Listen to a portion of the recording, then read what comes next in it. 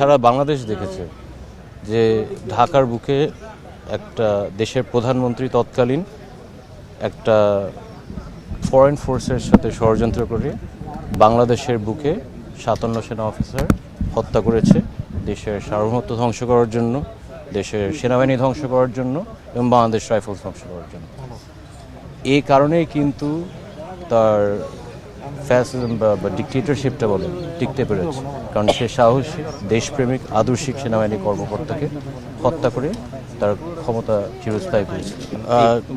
একটা সুষ্ঠু নিরপেক্ষ রাজনৈতিক প্রভাবমুক্ত বিচার, এটাই আমরা দেখেন 17 বছর আমাদের কিন্তু আমার বাবা মা মেরে হত্যা করেছে বর্বরভাবে, এটা তো আসলে বর্ণনা করতে পারি না। 57 সেনা পরিবারের যে জীবন যেমনি কাঁদতে হয়েছে অনেকজনের কল্পনার বাইরে। তো আমাদের তো আসলে আমরা তো সরকার কাছে ওরকম কিছু চাচ্ছেন না, শুধু বিচারেই যাচ্ছে, সে সুষ্ঠু বিচার।